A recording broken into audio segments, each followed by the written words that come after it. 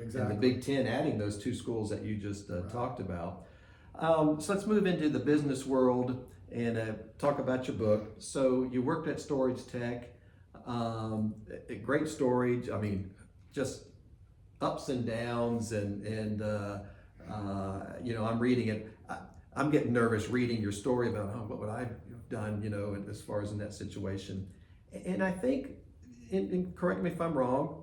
And again, great book, Diamonds, Deals, and Divine Guidance. Talked about it a few minutes ago. About walk through life and having Christ as a part of that. As I read this, and correct me if I'm wrong, I felt like Lindy was a big part of that, as far as, what's the cliche, leading you to water, not pushing you, but being an example. Mm-hmm. And I kind of got the feel that as you're going through a lot of tough things, great success story, by the way, for any, business people out there of how that was turned around. And I think you mentioned it, and I think I wrote down here, God has a plan for everybody. Walk us through a little bit of, the ups and downs and I mean, a great turnaround that you had, and how did that walk with Christ have a part of that success? I've never really, first of all, the term religion is one that I'm a little bit, I don't know what the right word I'm looking for, but I always have to think about it, because everybody can have a religion and it can be different. But right. I believe what's important for anybody that has any inclination to have a spiritual life, right, is that we look toward the relationships. And I think that's the example that you get in Scripture. When I was young, mm-hmm. I talk about it in the book. I didn't have Sure. I grew up a Catholic. I grew right. up in the church. Right. My mom and dad persuaded you. Yeah, to that's go? great. Thank Okay. you. Right. That's a great word. We were persuaded me to go every right. summer. But right. so any religion I had really was by association with right. them, and it really wasn't what I had. And so I was very fortunate that we got a good Lord that was very patient with me. But I was learning lessons throughout life. Right. The fact that I thought I was going to play, I had every belief that I was going to play Major League Baseball, especially after my senior year in college, right. and it didn't work out. Yeah. Then I started trying to run my own business and go take a test. It took me forever. It took me 3 times to pass, and I finally got it. By the time I did it, I didn't really want to do it anymore. Right. And then I got into business. Right. And when I was promoted to the CFO of a $2.5 billion company, I wasn't ready. Yeah. But I start the book off with a couple of real hard questions to answer. Right. Who gets to determine what is good enough? Sure. And when is good enough ever good enough? Right. And I'm off the top of my head, some of the statistics. If you look at some of the surveys that I've read when I was writing the book and trying to understand what the issue was. Right. 80% of people have problems. 80% of professional people in business have a problem with self-doubt. Wow. They feel inadequate. 8 out of 10. You look at the workplace, 75% of women have problems with self-doubts. Sure. 60% of men do. Wow. 50% of high school kids have self-doubts about their academic ability. Right. There's just, the information tells you, the statistics say that we got a problem. Sure. 1 in 5 people have anxiety disorders. Wow. All this is tied to what is driving people to not feel good about themselves. Right. I've heard it from my daughters. I've said it myself. Sure. I had enough happen to me right. to ask that question Right. continuously. Right. And what do? We become an imposter. We start to think that we can be like Tom Brady or Michael Jordan, or you pick the name Derek right. Jeter, I don't right. care. Right. And so we set these external sources that try to make us think that that's what we need to be. Right. And that's not right. Yeah. We allow society who tries to lure us into thinking right. that you have to be number one. Right. I'm all for professional athletes. I think they're phenomenal. Yeah. I mean, these people are good. Men, women, they're all good. Yeah. I thought I was a good golfer until I played with Paul Azinger, another BCC. Went to connection. BCC, yes. When I played with him, I was totally like, these guys are just amazing. But not to interrupt you, I was watching, my mom and I were watching the swimming trials for the Olympics coming up next month in Paris. There was a 14-year-old girl out there, a 14-year-old girl that's swimming at a level, I don't think she, made it, but still, in the finals out of 8 people that could go to the Olympics, you're right. It's just, and with that, piggybacking on what you're talking about, Lexi Thompson, a 29-year-old famous LPGA golfer, she's giving it up because of the pressure and what's expected and all that stuff. So you're starting to see that a little bit more, people coming out on this athletic side. Right. And me and you, well, not you, but me, I'm thinking, oh man, that looks like fun. They just get to play golf every day, get to play. No, there's a lot that goes on. Right. And there are a lot of stories of people that dealt with Michael Phelps, Andre Agassi. Right. Tennis, who was the skater, the speed skater? Boy or girl? Onum, Apollo. Oh yeah, Creed. Yeah. All of them had issues subsequent to them even being the champions that they were. So I'm all for everybody going out and striving to be the best at what they can be, but just don't let the world dictate whether you are good enough. And that's part of what I tried to get across in the book, because I went through it. The learning phase that I went through, the ups and the downs and the failures that I had to go through, the hardships, much less add on to it some personal hardships that we had during the same time. Everything comes at once. Everything seems to come in threes too.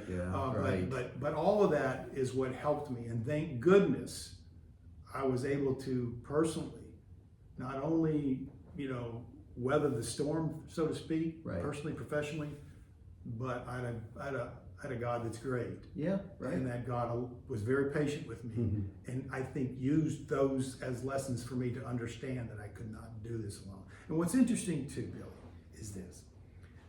The feedback that I've received from those that have read the book has been that the story here, and I like to say it may be unique to me, but it is common to so many. The statistics I just gave you prove that point. I can take a lot of people when I talk to them about the book, and they'll tell me, "Well, that's me. I did this," and their stories are slightly different. But it's the same message. I had a doctor who used to, he took care of LeBron James. He was a professional. He dealt with the professionals. And he told me this. He always felt that he was never good enough. Even had a parent, father, that said you weren't. Now, why can't you do more? Do more. And I see that happening. And that particular individual, man, what a friend he is to me today. Just a fabulous friend, and we continue to talk. We stay in connection, and I just want strive for your goals. I always believe though, but make sure you have a plan B. I had multiple knee surgeries, and thank goodness I had an education that I was able to fall back on. It's I've got one of those 9-year bachelor degrees, going at night school and changing majors several times. But like you just mentioned, luckily something inside me, though at the time I didn't need it, working retail, I did finish it so that when I moved over to education, like you said, I had that in my back pocket. I think one thing that stands out when I read the book, or a couple things, is really how honest you were. I mean, to just go through personal and professional, and like you just said, we could all probably write this, but we've all had those, we run the same race, maybe a different trail, but we all had potholes in this. And I think, to me, that adds a lot of legitimacy to the book, is that you've opened up and been real honest to show that, we all deal with these, talking about the self-doubt, mental issue, a big thing. And again, we see these athletes and you're like, wow, you're having a great time. You're playing a game. What kind of mental, we don't realize that. And to be open and honest like you were, and then show just, loving family, Lindy, like me, your better half, walking with Christ and having that part of it. I'm curious, what seeds and when were planted that something like, I might need to write a book? Did it come out recently? Has it been back there for a while? It's been there for a while. Okay. Ever since probably, you know when it started? When my mom would keep every newspaper article about every little league game I played. And so, you know, from the time I was 2 years old, and they put a wiffle ball bat in my crib. I mean, I think baseball was what started me off on Sure. it. But throughout the years, as I was going through a lot of the tribulations that I had and a lot of the hardships, I cannot say that there was a single event that became a turning point for me. Okay. I believe for me, Right. it was a series of events that happened. And what I kept learning was, you know, over time, you know what? When you're in the moment, Right. it's absolutely horrendous. Yeah, it is. It's the sky is falling, the Right. world's coming to an end. Go out. I'm not going to be Right. able to get through this. Right. And when you get through it, you go, I know, right? that wasn't that big of a deal. Right. It was a big deal, but at the time, Sure. and it still is to a certain extent, but you finally realize you can get through these things. Right. For me, probably took 40 years. Yeah. For you, it might take 5. Right, For yeah. somebody else, it might be Right. over the next day. Right. But we're all different. And it Right. doesn't matter the length of time. The question and the answer that you want to get to, and the solution is you want to find out that you can have value, not only Right. to yourself, Right. but to those who are close to you and to those that are not close to Sure. you. And that's what our role is, I think, in the world. Right. Is I learned over time, and that's part of what I was trying to get at with the book, is here are the things that I learned that were important to me, that if I would have known this 40 years ago or 30 Before, years ago, right. I probably wouldn't have had to worry about it. Right. That's the reason why I wanted to do this. And Yeah. so throughout the 30 years or so that I was collecting data, Sure. I would be asked as I would go into church, and remember, I had a faith that was very little in college, Yeah. more by association, but it grew over time. Sure. With each and every hardship that I found out, my goodness, I got through this. Somebody helped me pull through this. Right. And I had many tell me, Right. thank goodness, if I didn't have a faith, Right. I probably wouldn't be where I am today. Right. So, but during that period of time, I'd go to church and hey, they knew I would speak to businesses and Wall Street, and you know, I was doing all kinds of speaking engagements at conferences and things like that. Right. Hey, how about you just preach a lesson? Oh my goodness. But I did. Yeah. And so now you think about, am I good enough to do this? Sure. You have to, I'm going to be in front of people who really are going to know this stuff, and I'm right, just right. learning it. Right. And so I just poured into it, and I researched, and I tried to find the message that would hit not only the adults, Sure. but the kids. Right. Because you got to get them at that young age. Right. Yeah. And so I did sermons, Well. and I tried to make them as practical as possible. You know, a little bit of biblical insight with a practical application to what Which was is going important. on in my life. Right. Right. And that ended up becoming the basis for the impacts that I tried Right. to describe. Right. To describe. Those are the things that I learned over the years that helped me finally get to the point was, you know what, let's keep adding value every day. Right. Billy, as individuals, we need to be intentional. Right. We talk about compassion or trying to help others out, whether it's your teammate, your workmate, Right. your friend, your family member, it doesn't Right. matter. Don't wait for something to come up with, I got to do something to help them. Mm. If we're more True. intentional, we can press into Right. those events. Look for ways to help as opposed to waiting for some Something event to happen. Right. Best speeches in the world are done at funerals. It's too late. Yeah, you know, it's you know, and we'll talk at the end about your family, and you know, I've got 2 kids, and you know, you wonder when you're raising them, it's like, are they going to remember anything? Is this going to be, you know, are they going to think about this? And my son, when he was leaving to go to the airport to go to boot camp, he's a proud member of the Air Force, and his then girlfriend, now wife, was going to take him. So he's talking to my wife, and then he comes to me, and of course I'm an emotional kind of guy, and gives me a hug and says, you know, Dad, I'm going to remember that you always told me. And I'm thinking, oh, well, hey, he remembers something. And what I used to tell my kids is, as long as you don't have a fear of an outcome, whether it's I get an F on a test, I strike out, you know, I miss a tackle, you know, Devin, you know, misses a goal at the end of her lacrosse game. As long as you don't fear an outcome, then failure has no place in your heart, Because at the end of the day, and I think what's the worst thing that can happen? As long as you wake up the next morning, everything is good. And as long as you look at, because I think a lot of times people don't push themselves because of the fear of not succeeding, and they're letting that deter them from a path that they should be taking. Right. And when he remembered that, I'm like, all right, so I guess something I did say remembered. A couple of things I want to bring out, and that and you mentioned it earlier, a desire to please others, trying to be what other people think you might be, running an obscure race with no idea where the finish line was. So, and I think, and we talked about this a little bit when I was coaching girls lacrosse, is, play the game you're supposed to play. And if we get beat by a better team, then you know what? There's no shame in that. The process is doing today. How do you instill into today's youth, whether they're an athlete or going to school, that don't let the outcome or the score deter you from putting yourself in that position? And I think that's what's hard today is our youth don't want to do this because of that fear of not doing well. Right. It's definitely it's a real issue. Right. It's part of where the self-doubt comes in. Too many times we try to be perfectionists. Right. And so what we will do is we will set a high standard. Right. And then when we don't make it, then we beat ourselves up. Right. What's important, there's a story that I share in there about the farmer with his corn. Remember the story? There's a story that basically just in summary, the guy that wins the contest every year, he provides the best corn.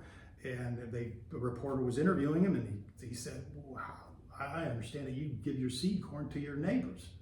Why would you do that? You win this every year. You're gonna let them be the ones that catch up to you. And he goes, that's right. And he explained with the corn, the pollens get out and it circles the field. And if I have bad corn, then their corn's going to be bad if they have an issue. Right. And what do you want to do? Do you want to just be yourself? Yes, you can do that, but it's better when you collectively have a growth that allows you all to succeed. But it's a real difficult situation when you become a perfectionist and you start to work too much because you try to over prepare, and then that leads to other issues. That can lead to burnout. So I always like to say, you give it and it's words. I get it. Yeah.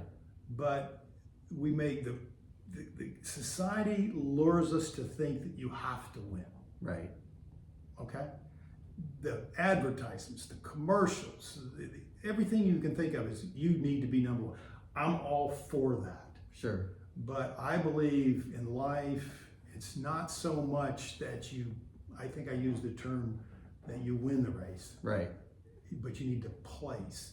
Don't worry about what place you come in, first, second, or third, a gold medal, a silver medal, a bronze medal. Yeah. What matters is that you have done your ultimate best and you worked hard to the very end. Right. If you do that, that's your finish line. You've met it. You've crossed it. Yeah, and you think about a person that doesn't medal. They finish 4th in the 100 at the upcoming Paris Olympics. They're the 4th fastest person in the world.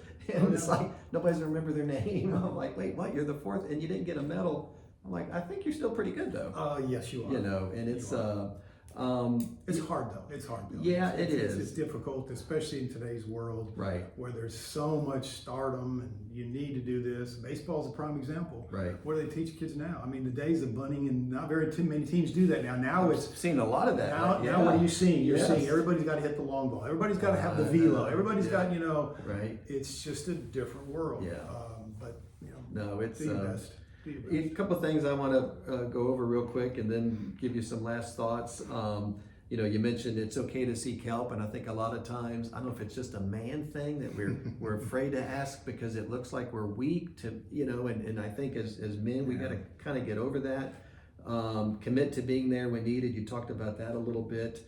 One thing that hits home today, and I highlighted it in my notes, circumstances that directly contradict what we know, and if we stand up, it might be unpopular. And I think that's another thing we're having to fight against today is, I've told many of my friends, we talk about collaborative conversations. I don't know if people want to have a collaborative conversation, because if we don't agree, whatever side it may be, doesn't matter, all of a sudden it gets hostile. So yeah, I don't really want to have, and I think that's kind of a top that's keeping people in the bottle is, no, if I say something and I'm only one, I'm going to get my, and I think that's another thing that you pointed out, that today, yeah, that's tough to overcome, even as adults. It is. I think in the working environment, it's very difficult to accept criticism, constructive criticism. But you know what also is just as difficult? It too sometimes. Yeah, I know, right? Yeah, I know, because I've been on both sides. Because we're uncomfortable telling this is where you need to work. I mean, parents have to do this all, even though we all need the it. time. Right, we all need it. Right. And we that's the part that we need to just get. We have to find a way to get over that. But it's also the way that we talk about words and speech and how you talk with people. It's also the approach that you take when you give that. Yes. And that's if it's done in the right way, for the right purpose and for the right reasons, it can be extremely fruitful. Yeah, we talked about that too. And like I say, I've been on both sides. As long as you're doing it in the manner that you say, then if the other individual doesn't take it that way, then that's kind of on them. Yeah. And I used to have to counsel, whether I was in retail or in administration at schools, don't let your delivery style overtake the purpose that you're wanting to get across. And I use the example of Charlie Brown, when his teacher, and all of a sudden the teachers all talked and womp womp womp. If you're, whether it's an adult or a child, and all of a sudden the message you want to get across is being delivered in that style, they're hearing you, but they're not listening to you. Exactly. And I think if you get to that place where you can deliver it right, then you got to put a little bit of the accountability on the other individual to handle it that way, because we've sat in that chair. Right. Exactly. Couple funny things. So, did you really reuse sticks of bubble gum when you were younger and read? I don't remember doing that. Where did you place it? Anywhere.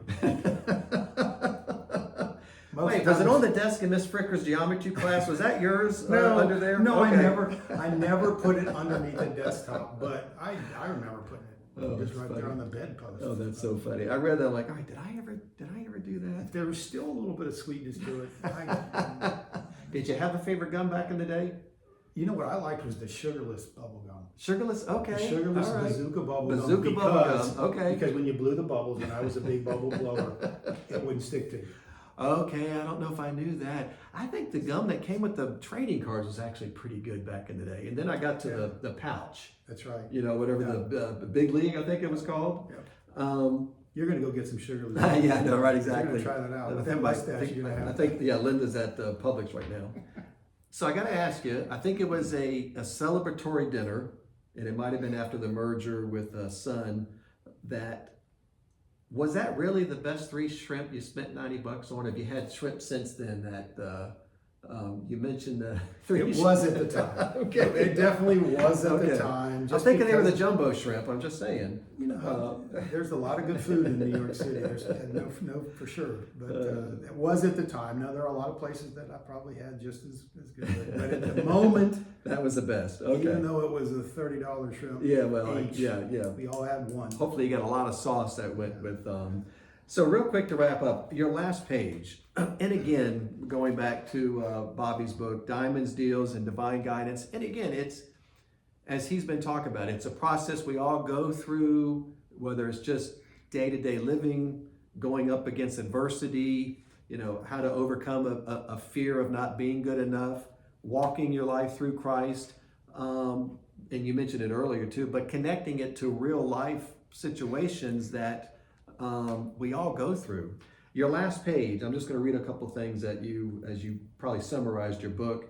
Care for people constantly. Share your experience and what he's doing now, so that, I used to tell kids when I was counseling them as an administrator, I was one of my top graduates at Cocoa High School, almost flunked out of Florida. And it wasn't ability, it was just my effort had changed. But I want those students to know I'm speaking about it because I was there. I was in the chair when you get a letter, "Dear Mr. Maharis, if you don't get your GPA up," I'm like, oh my gosh, But be accountable, accept generosity, work hard to prepare for challenges, and like you mentioned, don't wait till something happens. When an opportunity comes up, you want to, whether it's a promotion at work or making the team, that's not when you, oh wait, I got to do this no, the opportunity's here now.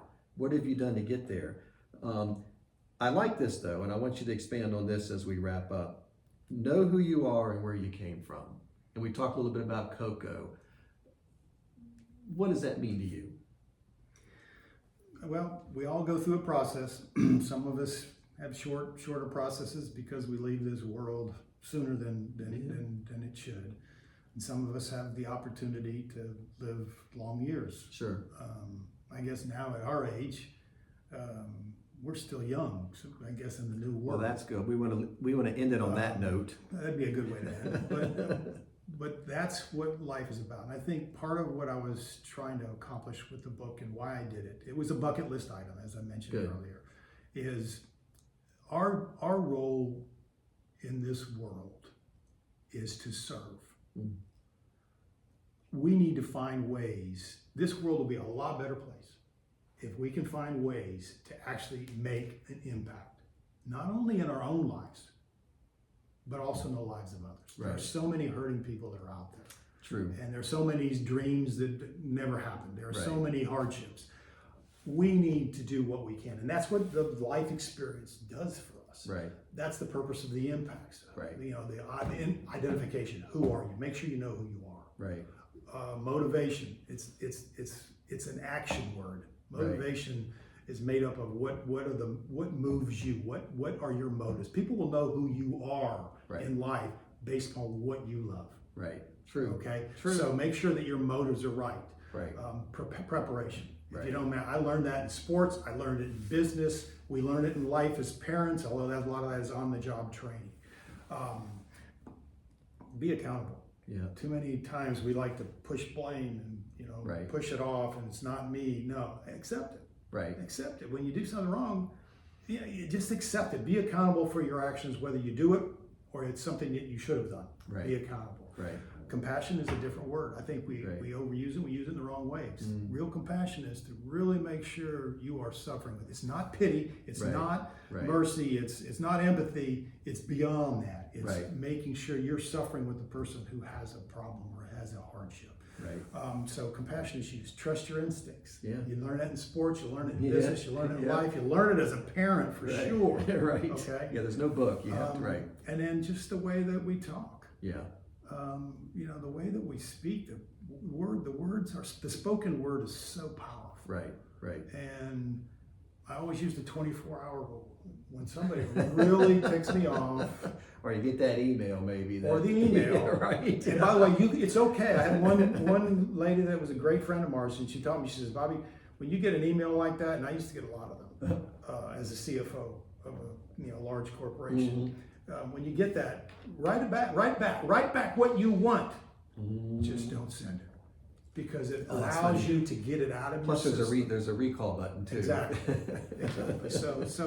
But our role is to serve others and find ways, be intent on finding ways to make an impact on the lives of those that are around you. And that's big, and that's you're right. And we talked earlier about Facebook, and we're all on Facebook, and you see the videos of just people that it makes you really truly are thankful for what we have that we take for granted. Oh. And again, we grew up in Kocol. We worked hard. We had hardworking parents, but some people don't have that luxury as far as that goes. So you got 2 kids and how many grandkids? 2. 2 and 2. Okay, good. 2. And like me, you have to get on a plane to go see them. Yeah, what's with that? I traveled probably 1.5 million, 2 million miles in my career. And now I got to get on a plane. So let me ask you this last question. Then we were going to talk about where you can get the book. And this is something I always enjoy. So what brought you back to Brevard? And I came back to Brevard. A lot of my friends either never left or came back. What brought you back? Well, it's several things. First of all, Lindy's parents, my parents, are all gone. Mm-hmm. They've passed on. Lindy has a sister down here, married, and that's her only sibling. Gotcha. I have a brother that's still here. My Good. brother Phil's here locally, and my Good. brother Mike's down south of Florida. Okay. So we wanted to get back because, Lindy's sister, they're 10 years older than us. And so we wanted to come back to make sure that we're here Good. to help Good for you. should the need be there. Good. And that's already proved to be worthwhile. Good. Her husband was in the hospital last year for a couple of months, and so we were able to kind of help out in any way that we could. So that was one reason. Right. Quite honestly, it got cold. It's I tough. love I know. Colorado. I know. do love Colorado. It's a beautiful state. It's changed. Right. Colorado's changed Sure. over the years. Yeah. But that cold, that that's, shoveling, we at talked first I about used to have I would shovel the snow because it's a great workout. It was something new. Then I got the snow blower, and that was kind of cool until you would get 12 inches, and by the time you finished with the driveway, you had to go back and do it again. Those days are over. Yeah, So the cold no. was a big reason.